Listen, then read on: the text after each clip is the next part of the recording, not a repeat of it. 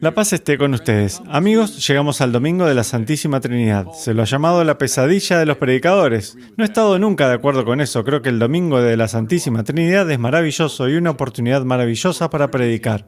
La Trinidad es fácil. Hay un Dios, dos procesiones, el Hijo procede del Padre, el Espíritu Santo procede del Padre y del Hijo, hay tres personas, Padre, Hijo y Espíritu, y hay cuatro relaciones inmanentes: generación activa del Padre al Hijo, generación pasiva del Hijo al Padre, expiración activa del Padre y el Hijo al Espíritu Santo, y expiración pasiva del Espíritu al Padre y al Hijo.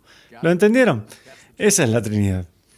Tal vez se den cuenta que este es el vocabulario hipertécnico que la Iglesia ha utilizado para describir este misterio, y tienen razón.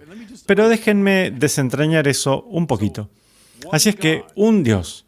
El cristianismo es una religión monoteísta. Heredó del antiguo Israel esta fe maravillosa en el único Dios. Escucha, Israel, el Señor nuestro Dios es el único Señor. Cualquier movimiento en la dirección de dioses múltiples, politeísmo, es borrado del mapa. Todos los primeros seguidores de Jesús fueron judíos monoteístas y permanecieron claramente en el monoteísmo. Hay un solo Dios. La línea inicial del credo, credo in unum Deum, creo en un solo Dios. Así que eso está claro.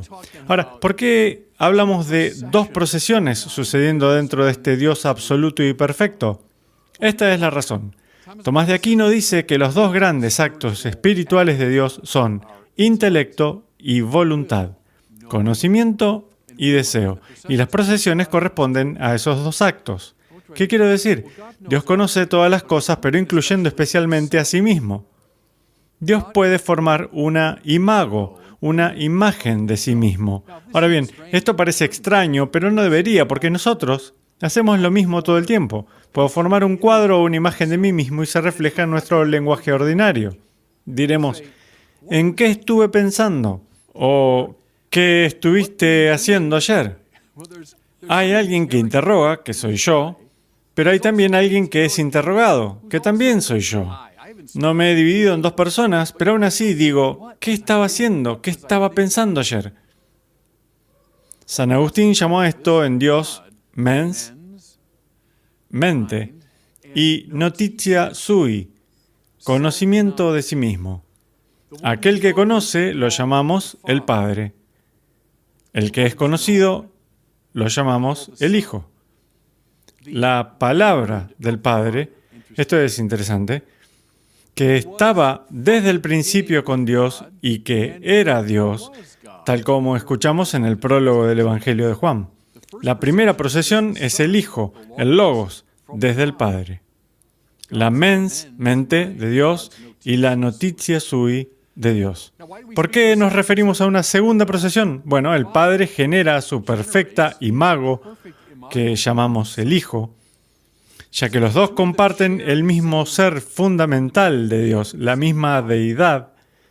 Se miran entre sí, se miran el uno al otro y se enamoran.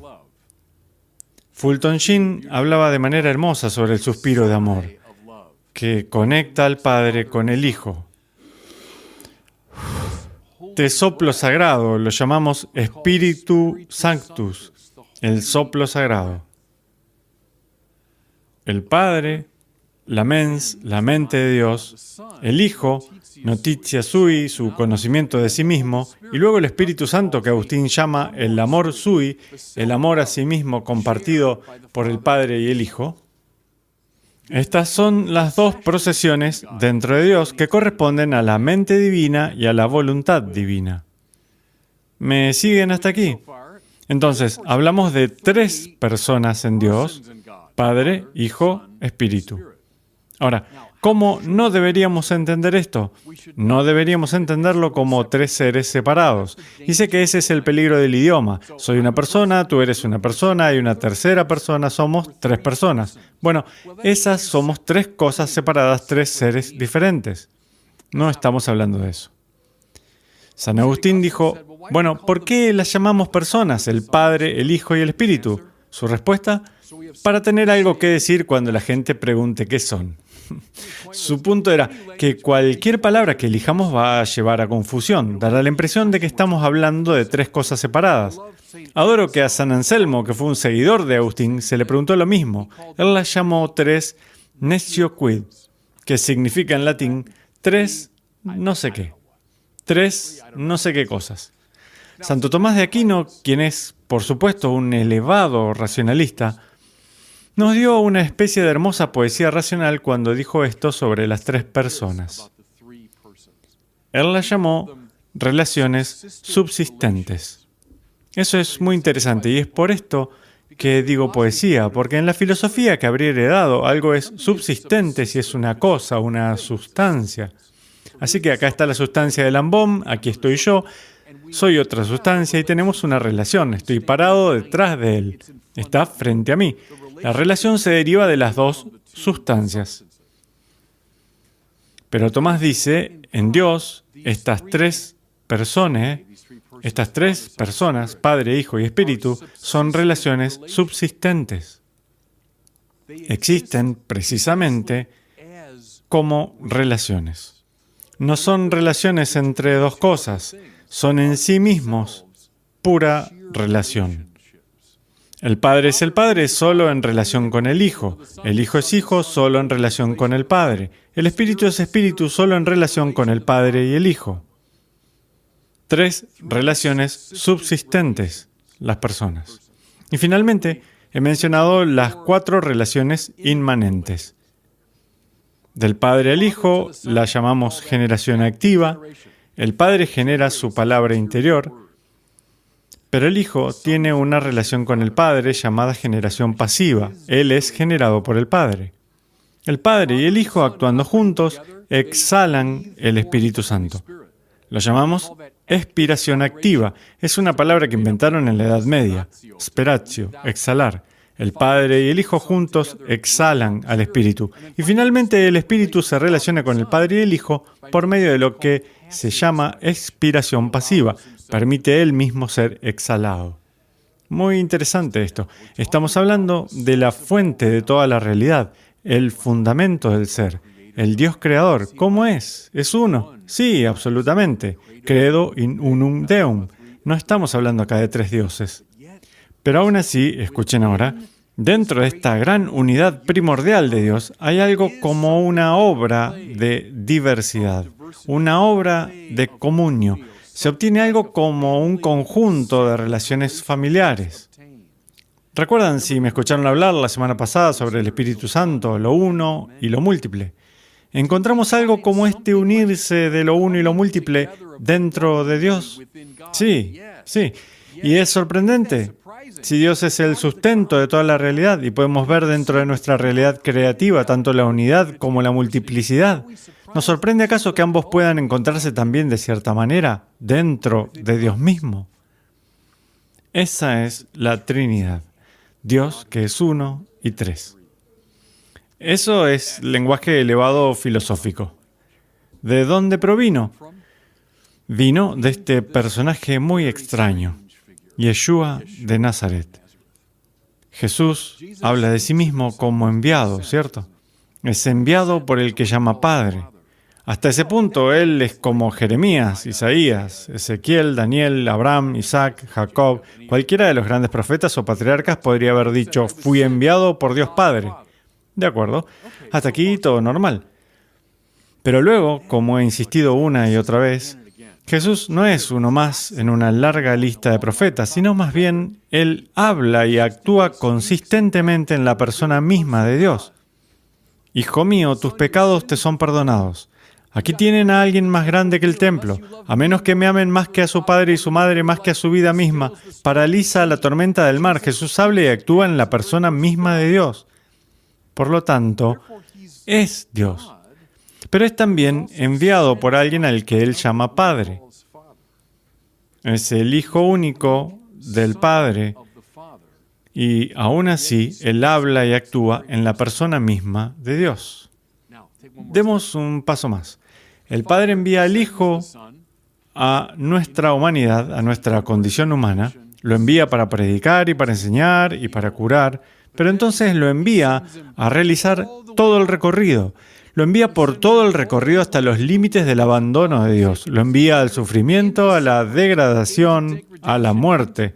Sí, incluso hasta una especie de sentimiento de ausencia de Dios. Dios mío, ¿por qué me has abandonado?", le dice el hijo al padre. ¿Ven lo que ocurre aquí en el estirarse del padre y del hijo? ¿Qué los sostiene de hacerse pedazos?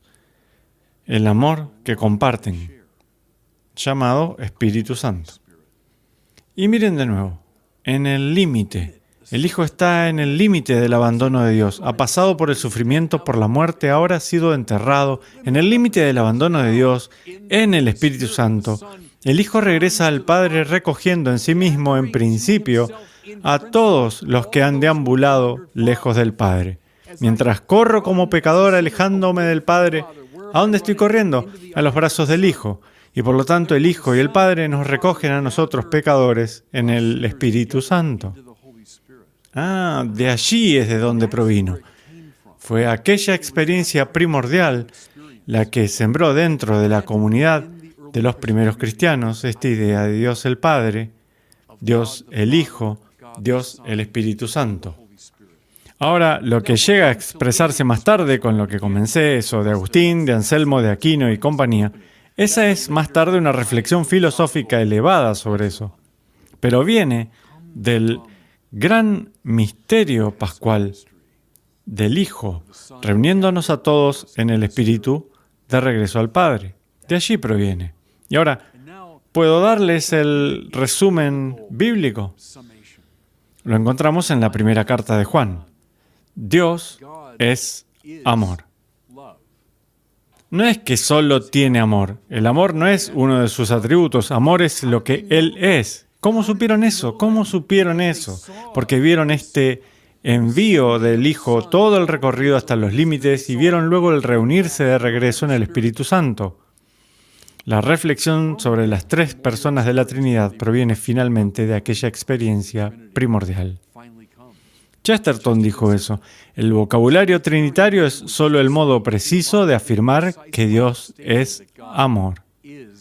Si Dios es amor, significa que dentro de la unidad de Dios debe haber un amante, lo llamamos el Padre, debe haber un amado, lo llamamos el Hijo, y debe haber el amor que comparten, a quien llamamos Espíritu Santo.